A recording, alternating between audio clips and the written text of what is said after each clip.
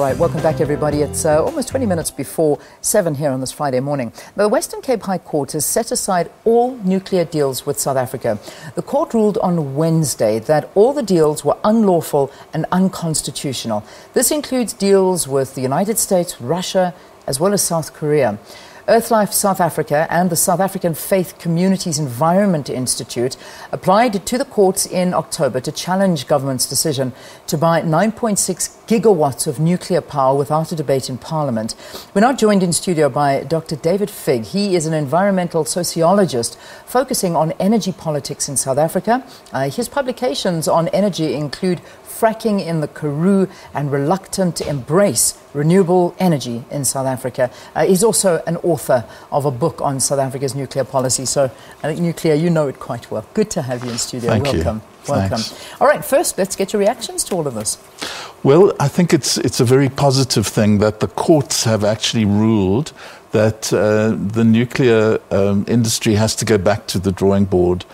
These deals were made in secret, not brought before Parliament.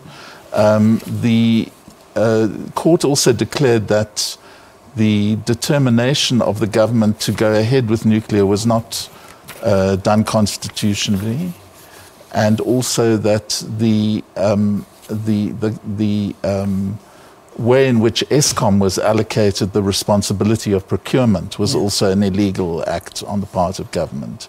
So this really means that the government will have to go back to the drawing board on all these questions. Yeah. What happens now? Because obviously there have been deals signed with respective countries, and as we say, Russia always seems to be the one that we focus on. But let's not forget that we do have nuclear deals with other countries as well, including the United States. Well, the deals are actually called memoranda of understanding. They're not meant to have contractual obligations embedded within them.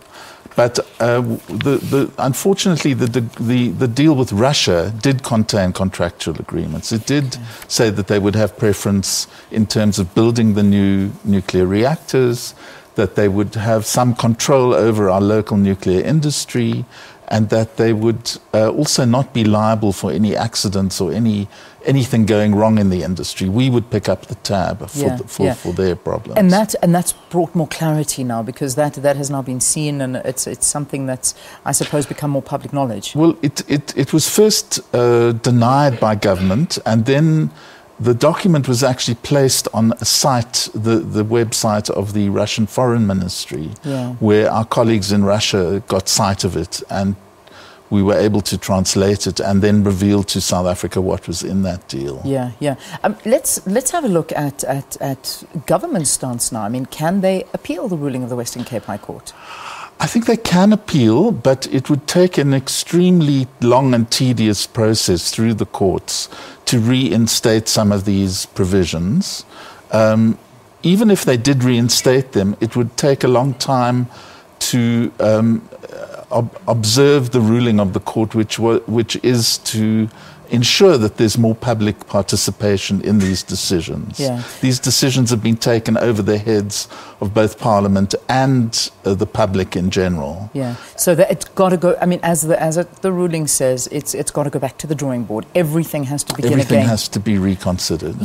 Are there consequences, though? Because, there's been talk of Russia and deals and, as you say, binding deals and contracts. What are the consequences now? Even though we may have gone over and above, and government may have, signed deals that we don't even know about, but there must be consequences with Russia. There probably are. I think Russia is looking around the world for opportunities to build nuclear reactors in an atmosphere where nuclear and nuclear power is not very popular anymore. The Vietnamese, the Chileans, the Indonesians have all said no to nuclear. And the price of uranium is so low that it's not worthwhile mining it anymore. So I think what we have to understand is that it's a sunset industry. And we tried to climb on the bandwagon quite late in the history of the industry and haven't succeeded very well, particularly with innovations like the pebble bed nuclear reactor, which people in Eskom are trying to revive. The consequences are that we need cleaner energy. We need to rethink the way we produce and use energy. Yeah. And this will be a wake-up call in helping us to go in that direction. So, again, I go deeper into the question that I asked previously.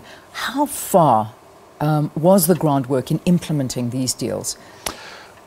Well, the procurement did get underway to the extent that the responsibility was handed to Eskom, and Eskom has released something called a request for information to the nuclear industry globally.